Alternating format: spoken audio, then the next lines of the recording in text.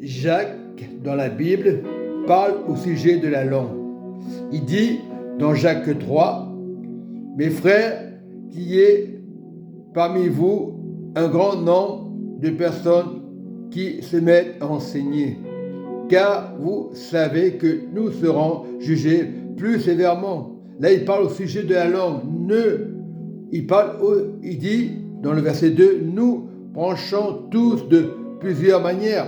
Si quelqu'un ne branche point en parole, c'est un homme parfait. » Il faut éviter de parler des choses qui peuvent blesser. Et bien souvent, nous parlons, je parle des pasteurs, des anciens, celui qui est au pupitre parle souvent avec sa langue.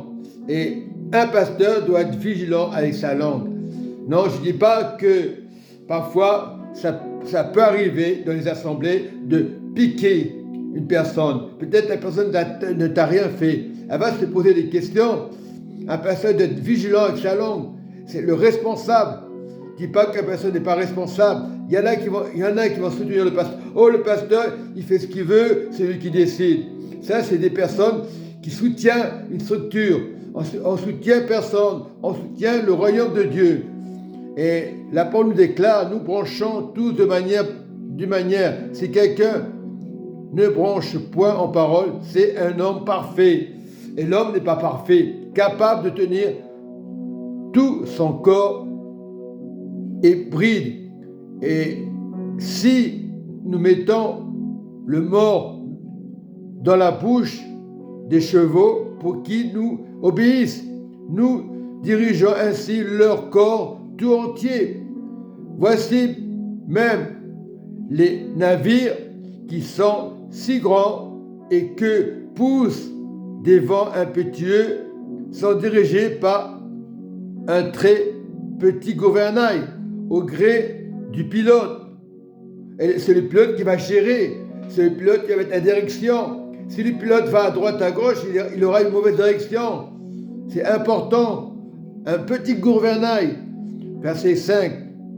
De même, la langue est un petit nombre. C'est-à-dire, la langue, un gouvernail, là, qui peut faire du mal. Elle se vante de grandes choses. Voilà, elle peut se vanter, la langue. Voyez comme un petit feu peut embraser une grande forêt. La langue aussi est un feu. C'est le monde de l'iniquité. La langue est placée parmi nos membres, souillant tout le corps et enflammant le cours de la vie. Il faut être vigilant, être silencieux. On peut dire des paroles encourageantes. On peut être aussi silencieux. Quand tu es silencieux, tu parles de personne ne va savoir. Tu peux parler à haute voix, intelligemment, bien sûr, étant enflammé par le gêne. Toutes les espèces de bêtes, d'oiseaux, des reptiles, d'animaux marins sont domptés et ont été domptés par l'homme, parce que Dieu a donné l'ordre de le faire. Mais la langue, aucun homme ne peut la dompter, aucun homme, il n'y a que Dieu. Et il faut écouter la sagesse de Dieu. Parler intelligemment dans les assemblées. Des fois, on veut plaisanter, des fois, ça peut faire mal. Plaisanter intelligemment, bien sûr, c'est un mal qu'on ne peut réprimer. Elle est pleine de venin mortel. Par elle, nous bénissons le Seigneur. Il vaut mieux bénir le Seigneur que maudire notre Père. Et par elle, nous maudissons les hommes faits à l'image de Dieu. Non, attention à la langue. Je parle aux pasteurs, je parle aux anciens, je parle aux fidèles, même dans l'église, la langue doit se dompter avec Dieu. Parlons à Dieu dans le silence. Le silence, il faut être dans le silence par moment. Mais on peut parler, on a le droit de parler quand même. Il faut bien interpréter la Bible. Si tu parles intelligemment, même si tu dis des choses pendant un quart d'heure, 20 minutes, si tu parles de personne, la langue dit ne parle de personne. Tu as le droit de parler, Dieu t'a donné une langue intelligente. du royaume, mais pas faire du mal. Donc, il faut savoir le silence, c'est important, c'est vrai. Quand tu dis la parole, quand tu prêches la parole, c'est pour la donner avec amour. Et moi, je la donne avec amour. J'ai entendu des choses de Richard, attention à la langue. Mais moi, c'est pas une langue mensongère, c'est la langue de Dieu, la langue du Saint-Esprit. Et il faut arrêter tous ces trucs-là. Ah, lui, il prêche la parole, après il critique les autres. Non, il ne critique pas les autres. Celui qui parle comme ça, c'est que la personne a déjà critiqué la personne. Et après, ça attire le venin. Mais c'est vrai, des moments, on peut être énervé. On a le droit d'être énervé. On a le droit de se mettre en colère. L'homme se mettra en colère, qu'on le veuille ou pas, quelle que soit la religion. L'homme veut avoir toujours raison, l'orgueil de l'homme. Mais Dieu n'est pas orgueilleux. Le Seigneur Jésus n'a jamais été orgueilleux. Il a donné des paroles. Lorsque Jésus était dans le temple, il a fouetté les personnes qui étaient là. Il a pris le fouet, il a jeté les tables. C'est normal. Ça, c'est l'autorité de la langue de Dieu. Des fois, Dieu peut se mettre en colère, mais l'homme n'a pas le droit de se mettre en colère. Le pasteur, il doit se contrôler. Mais des fois, il peut être énervé et demander pardon. Le pardon, c'est une langue qui vient de Dieu. Il peut y avoir des moments difficiles, d'entendre des choses, des blessures. Il y en aura toujours. Mais c'est nous devons être la langue de Dieu. Je regarde à Dieu, je regarde au Saint-Esprit.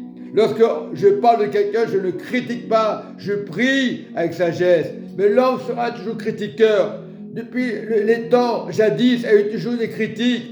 Mais nous devons nous adapter au royaume de Dieu. Voilà. Parlant de Pierre, de Paul. Ah, lui, on n'a pas vu l'église. Ah, lui, il parle de Dieu. C'est ça la mauvaise langue. Et même si ça n'était pas dans ton assemblée, qu'est-ce que ça peut te faire? Mêle-toi de tes affaires. Et on se mêle trop, les pasteurs des autres. Tu vois quelqu'un dans la rue, tu l'as invité une fois, il est venu, tu ne le vois plus, tu commences à le calomnier, à le critiquer, parce que tu ne connais pas sa vie.